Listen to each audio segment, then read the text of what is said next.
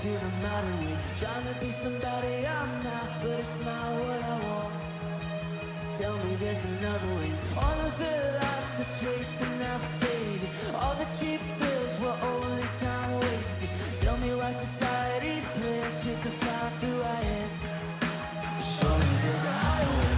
All of my best friends are sick of pretending. We want the truth. So much is missing, so give us the real thing. I know it's you. Na na na na.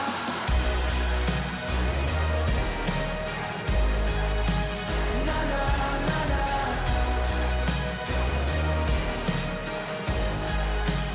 Na na na na.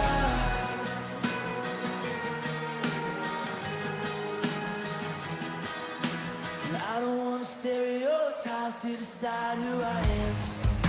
They never knew me anyway. I'm over trying to find the next hype, cause the high never lasts.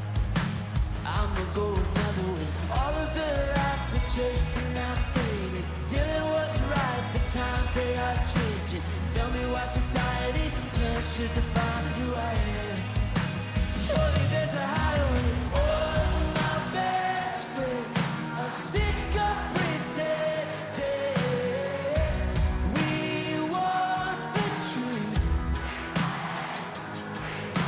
So much is missing, so give us the real thing. I know it's you. Na na na na.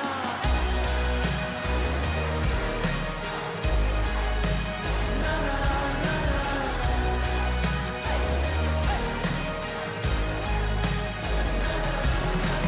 All of my best friends are sick of pretending. We want the truth. So much is missing, so give us the real thing. I know it's you. I know all of my best friends. Come on.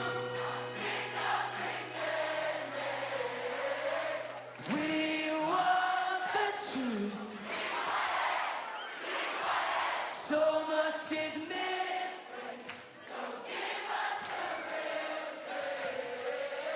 And I know it's you. And I know it's you.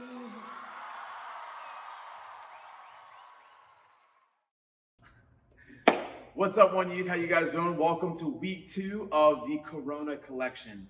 I'm so excited to bring you guys the message today. We're going to be in the book of Joshua, but before we get into the book, I just want to ask you guys a question. What have you guys been doing?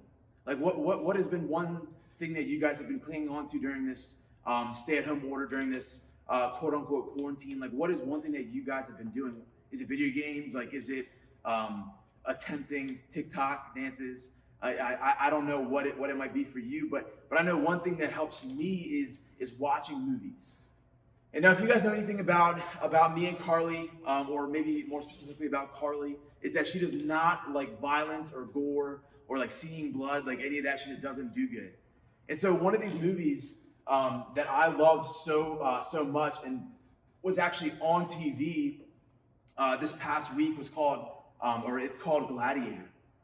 I don't believe that it's based on a true story, but the whole kind of outline of the movie is this guy named Maximus is a general of an army, and what happens is, I won't spoil the whole movie for you, but he gets betrayed, and then he gets kind of left for dead, and then through all this, he has so much rage in him. He has so much of a desire to get revenge on the people that hurt him that he actually becomes a gladiator. And then he finds out through, hey, since I'm becoming a gladiator, I actually have a chance to get to a place where I can exact or I can take my revenge on the people who hurt me. And when I'm watching this movie, this guy is like, it's like so cool because there's so many iconic lines that come from this movie. One such is, "Are you not entertained?" When he literally goes into a coliseum and like takes on like 10 guys and like beats them all. But the one thing that stuck out to me about this movie is that this guy Maximus was one thing, and he's probably more things than this, but the one thing that stuck out to me was this, is that he was a warrior. And now, because I told you guys that story, what you guys think of when I say warrior is somebody who will go and fight, somebody who will go and attack something that is threatening him or the people around him.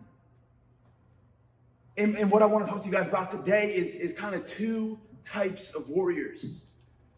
The title of my message today is Worrier or Warrior.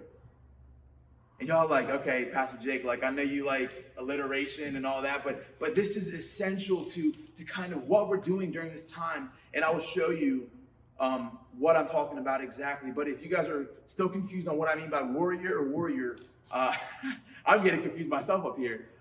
Warrior, like Maximus, is somebody who goes out and fights and attacks the things that are threatening him.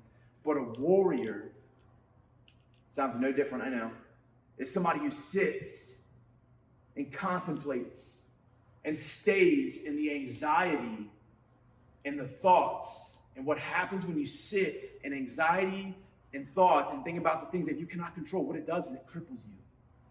And it takes away any action that you could have had. And I want to read to you guys about one of my very good friends in the Bible, one of my all-time favorite stories. It's found in the book of Joshua. If you guys are reading along with me, we're in Joshua chapter 1. I'm going to read verses 1 through 6. This is from the NIV, New International Version of the Bible. And it says this: "After the death of Moses, the servant of the Lord said to Joshua, son of Nun, who was Moses' aide, he said, 'Moses, my servant, is dead. Now then, you and all these people get ready to cross the Jordan River into the land I'm about to give to them, to the Israelites. I will give you every place where you set your foot, just as I had promised Moses. Your territory will extend from the desert all the way to Lebanon, and from the great river, the Euphrates, and all the Hittite country to the Mediterranean Sea in the west. No one will be able to stand against you all the days of your life.'" This is the important part. "As I was with Moses," this is God saying this to Joshua, "so I will be with you. I will never leave you nor forsake you. So listen to this. Be strong and courageous, because you will lead these people to inherit the land I swore to their ancestors to give them." Let's pray. God, I thank you so much. God, I thank you for making us warriors who go out and fight and who go out and prepare for battle, God. And I thank you, God, that maybe after this message today, you're going to take away a lot of the worry that we have. God, I pray that maybe we're stuck in the place where we're sitting in anxiety, where we're sitting in thoughts and when we're sitting and thinking about things that we cannot control, God. I pray that as this message goes on, that you help us transition from sitting and staying crippled to people of action, to people of attack.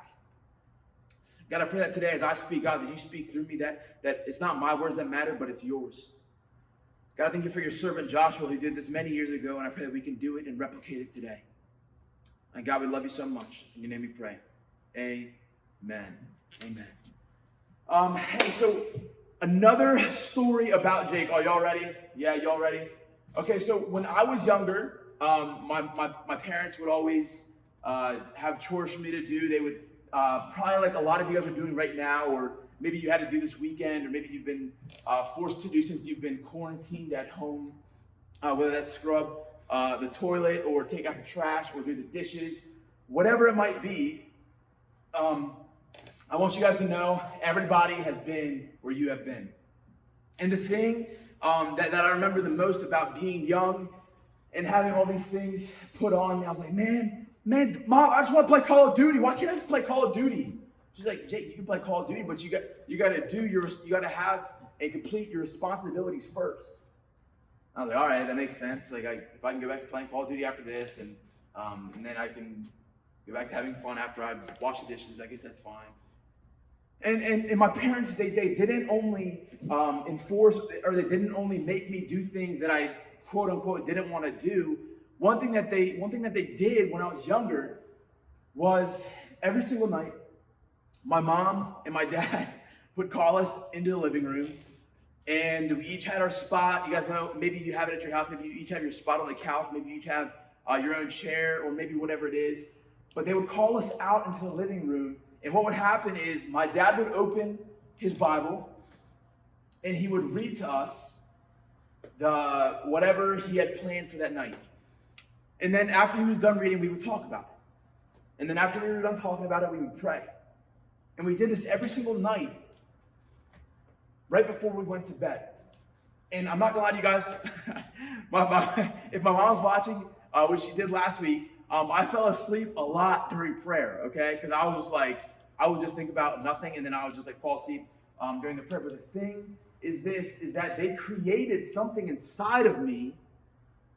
They created a habit that was not just satisfied by going and playing Call of Duty. There was not a habit created inside of me that was just satisfied to just go to school and to do my schoolwork. There was not, the habit that was created inside of me was not just to go and to be a good person or to be a good sibling. But what they did that I did not realize at the time is that they created something deep inside of me that would actually affect my life even to this day.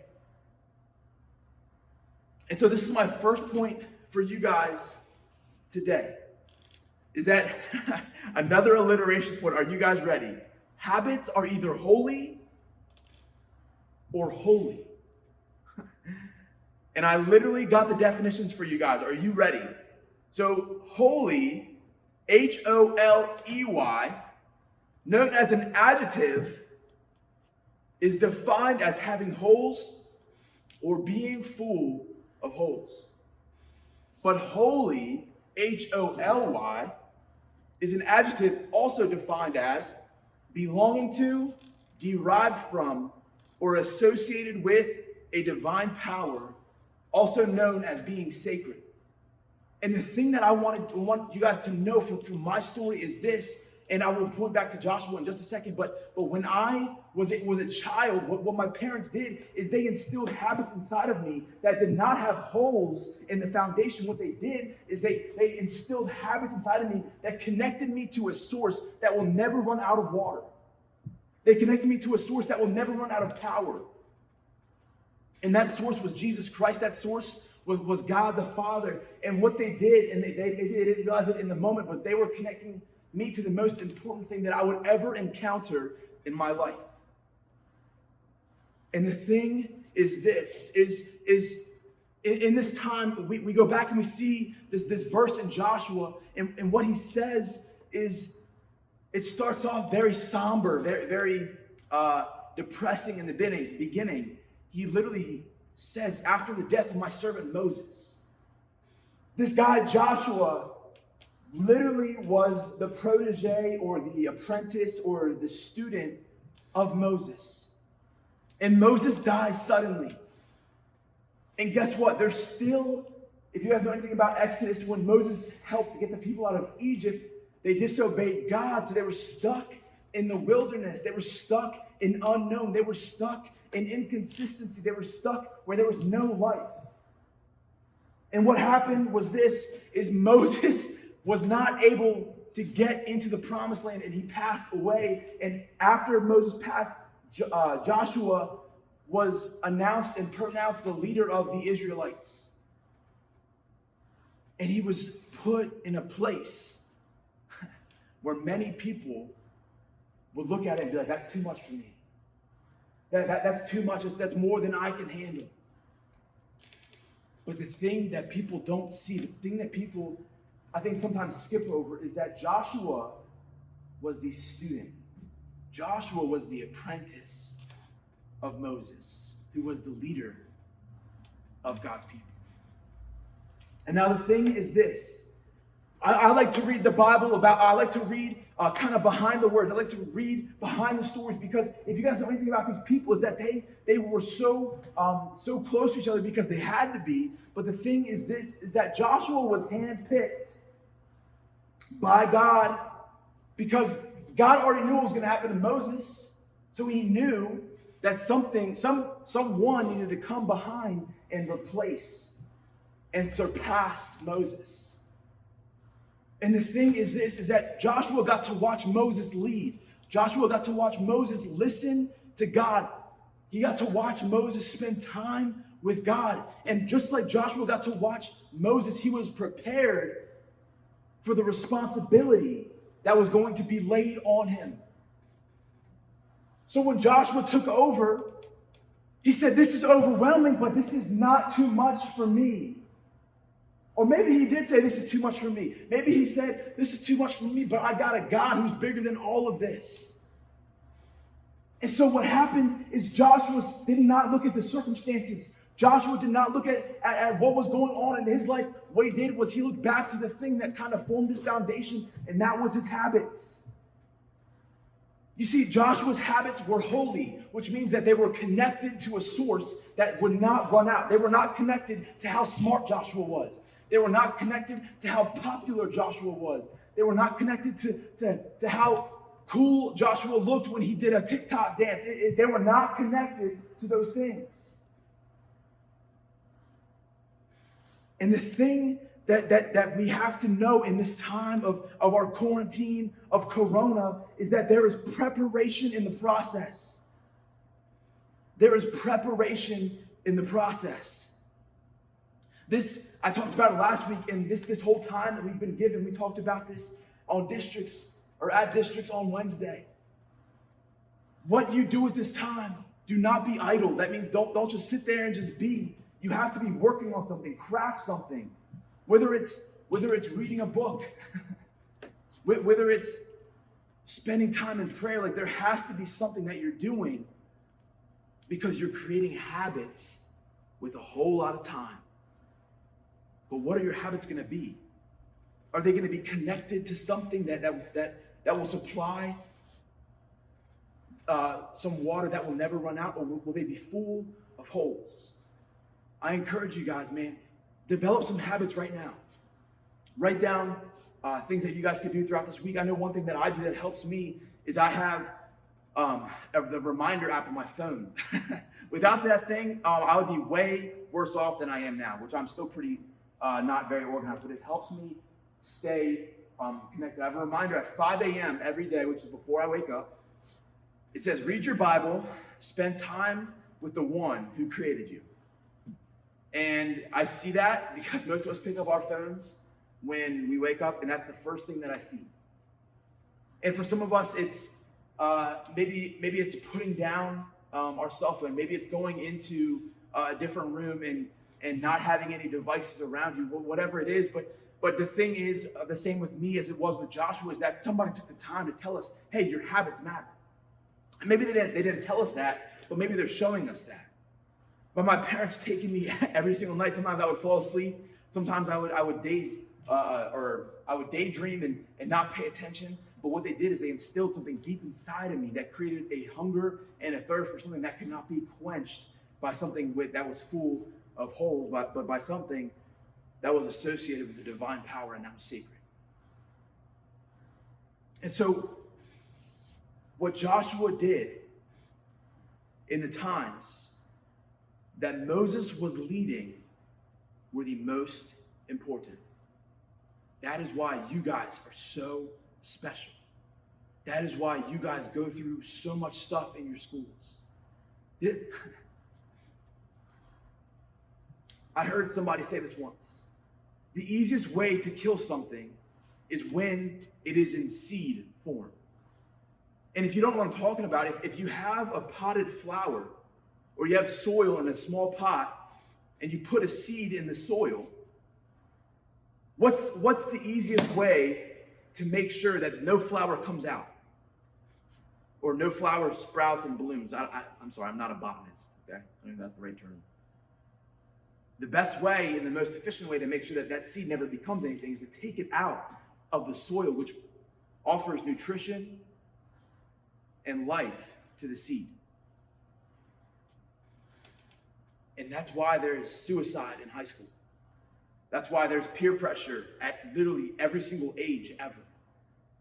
That's why there's insecurities. That's why there's self-doubt. That's why your self-esteem is being attacked. That's why there's hearts being broken. That's why There are people in your family that are addicted to drugs. That's why there are all these things, because the devil knows that in the times where you're being prepared, if you get distracted, then he can destroy your entire purpose. But don't let that be the case, because your habits can be holy. They can come from a source that will never run out. Don't let them be full of holes, because Joshua was being prepared for something surreal. And we pick up what Joshua is kind of doing next. And in Joshua, we jump ahead 5 chapters to Joshua chapter 6, verses 2 through 5. And this is after Joshua has done a couple of things. And what God is doing is that when these obstacles and these things that look like we can't get past them, when they come our way, God is using them to strengthen us. God is using them to change our perspective. And it picks up right here. When God is literally speaking to Joshua, and this is what he says. And the Lord said to Joshua, "See, I have delivered Jericho into your hands, along with its king and its fighting men. March around the city once with all the armed men. Do this for 6 days. Have 7 priests carry trumpets of ram's horns in front of the ark. On the 7th day, march around the city 7 times with the priests blowing the trumpets. When you hear them sound a long blast on the trumpets, have the whole army give a loud shout, then the wall of the city will collapse, and the army will go up, everyone straight in." This is my second point for you guys today. You have to have faith in the fog. You have to have faith in the fog.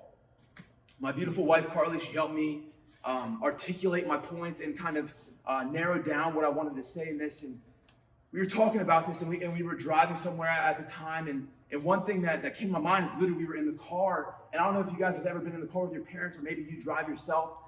When the fog comes, which it does literally all the time on the Eastern Shore, when the fog comes and it's nighttime, can I tell you guys something real quick? I hate driving, number 1. Okay, I hate driving. Number 2, I hate driving in the rain. Anybody with me? You hate driving in the rain? All right, number 3, I hate driving in the rain at night, okay? Number 3. And then number 4, I hate driving in the rain at night and with fog. Okay, that's 4 things. I hate all of those things with a severe burning passion inside of me. And the biggest reason I hate driving with number 4, which is the fog, is because when I turn on my lights at night, what it's supposed to do is it's supposed to help me see better. And when I turn on my high beams on my car, it's supposed to help me see farther and better. And what I find is when the fog comes and I try to do everything that I can to make myself see better, when I actually turn on the lights and I put on my high beams, it actually blinds me and actually takes away my vision. And this is what I learned from that whole predicament and this whole life circumstance I will have to deal with for the rest of my life. And it is this: when we try to control the uncontrollable, we actually make it worse. When we try to control the uncontrollable, we actually make it worse. And Carly was talking to me, and she was just like, what kind of things can we relate to fog, and what does that look like when you're walking through something? And the biggest thing that she said is that you cannot see what is in front of you. You have a little path that you're walking, or maybe you're driving, and you can see the dashed lines, and you can see the solid line on the side of the road. But the thing is this, is that you have to trust every single step that you take and know that somebody is making a way for you through the fog. And a lot of us are sitting in here, or you're sitting on your couch, or you're sitting in your room, and you're sitting in this quarantine, and you're wondering, what the crap? You're wondering, what can I do? Oh, maybe if I don't know what you're doing, because I literally have no idea what you can do in quarantine without getting arrested or whatever they're doing now. But the thing is this, is just like Joshua did in this chapter. You see, Joshua never even says, he's like, God, that's dumb. Joshua never looks at God and is like, that's a stupid plan. You see, because Joshua has seen God move before, and he knows that he will and he knows that he will do it again. Because he has faith in the fog. You see, before when they fought armies, Joshua was like, we only have this amount of men, and they have 3 times that. God was like, do you trust me? And Joshua was like, yes. And when they went into battle, they would absolutely obliterate the enemy. And so Joshua had seen God do it before, and so he knows that he can do it again. And so when we go through the fog enough, we know that every step we take, we're going to be okay. Sometimes we might trip and fall, or sometimes we might step in a mud puddle, but just know this, that as long as you keep going and as long as you keep looking to the one who has created you, he will direct your path. And he will never steer you into a loss, only into victory. And the thing with this kind of verse is that sometimes what he asks us to do, it sounds dumb. It sounds like it won't work. But I don't know about you guys, but my God is bigger than our thoughts. And sometimes I think he wants things to look dumb so that when they work, the only person that we can give glory to is him. I've met people in my life who had a death sentence from cancer.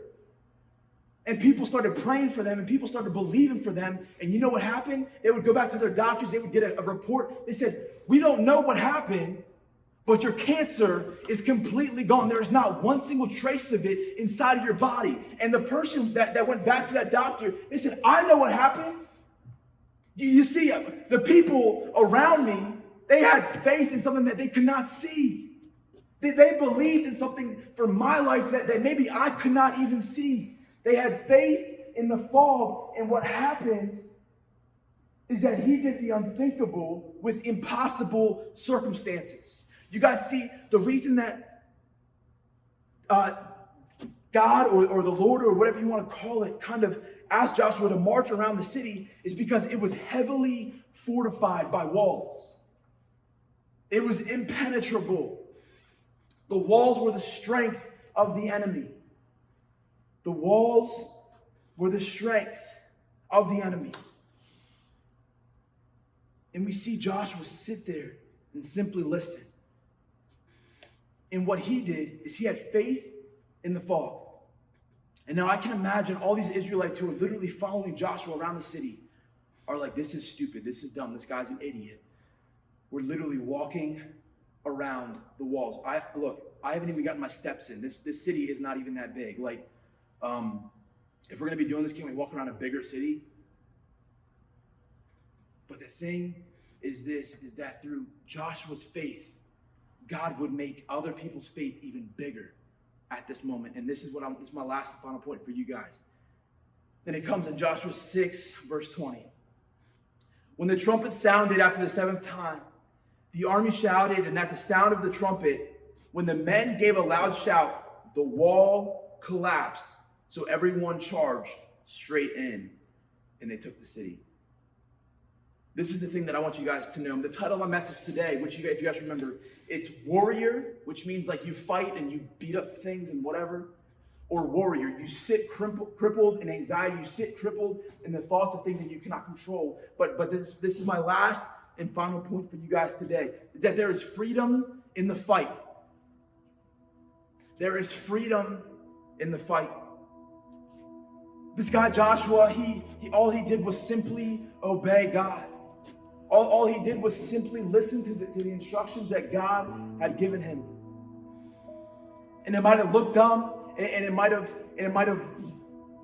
seemed stupid to the people that were the enemy. They were probably sitting on the top of the walls and saying, "You stupid Israelites, you're never going to get in here." You're literally walking around our city. You're literally exhausting yourselves so that when we actually come out, we're going to be able to beat you guys because all you've been doing is exerting energy. But what they didn't see was the faith that got them to that point. And you see, when things seem impossible, when the walls stand up tall, God is asking us to simply obey, because there's freedom in every fight. And the thing is this, is that it didn't just happen because people showed up one day. You see, it happened in a quiet place. It happened before this situation was even possible. It happened before Moses was even gone. It happened before the coronavirus was even a thing. There are things that we need to set in our lives that will set us up for the future. And this is what I think of when I think of the story. This whole victory over Jericho, it was not because Joshua had the faith in the moment, because he had seen God do miracles. It was because he had spent time with his Creator in the quiet places with Moses. You see, Joshua had habits inside of him. And that where he had seen something happen before, he knew that it would happen again, because my God is faithful. He said, where things seemed desperate and seemed desolate at one time, he said, I know it will show up again because my God is a provider. He said, where things were locked in chains before, where things, where my people were slaves before, I know that my God is somebody who gives freedom. You see, we so many times in our lives, we get to this point, and it might seem like the highest point. We're just like, man, like this is awesome. Like I experienced some freedom in the fight. Like we walked around this Jericho, and we listened to God and we did all this. But the thing is, you have to realize that it didn't just happen because of that one time. It happened because of the things that you set yourself up with right now. Right now, it is pivotal that you use this time to create something deep inside of you, like my parents did for me. And man, I'm so grateful because it has given me insight into people's lives. It has given me, I've been able to relate to people that I never thought I'd be able to relate to. And this is one thing that, just one last story. Growing up, you guys have heard me say this if you guys have been to One Youth, but I would sit in our house. I'd be like, Mom, what's for dinner? And this is the time like my dad was battling cancer. And she'd be like, I don't know. Or like we wouldn't have, I don't know, much at the store or in the pantry. And then we get a little knock on our door, we get a little ring on our doorbell, whatever it is. And then people would literally leave groceries outside of our door. And I would sit there, I'd be like, oh man, that's awesome. They brought macaroni and cheese. I love the Dino mac and cheese. Like, yeah, Kraft mac and cheese. And the thing is this, is that at the moment, it seems so insignificant. Just a 10-year-old kid getting dinner, getting groceries dropped off on you. But the reality of it is that it created something deep inside of me that I can now look today. And when I have a mortgage payment, and I have bills to pay, and when I have these unexpected expenses, like there's never, I've never feared for provision because I know who can provide. And that's one small example, but the reality of it is that created something deep inside of me, like I've been saying this whole time. My whole desire is for you guys to create something right now, in this time, that will carry you on into the future, that will remind you of what you came from, and cement your faith. Let's pray. God, I love you. Thank you for this time. Thank you just for Joshua, and God, I pray you just give us an awesome week, God, as we go into districts this Wednesday. And man, thank you just for Palm Sunday, God. This is the beginning of the Easter week, where everything seemed like it was going to end. Everything seemed like it was over. And it started off good, but Jesus had some holy habits. Jesus had faith through the fog in the Garden of Gethsemane, and ultimately, he had some freedom that came out of his fight. And God, I pray that right now as we go, that we can create some habits that will create something that will not just stop at today, that they will have eternal effects. We love you. In Jesus' name I pray. Amen. Love you guys. Thank you for joining. Corona Collection Week 2 is officially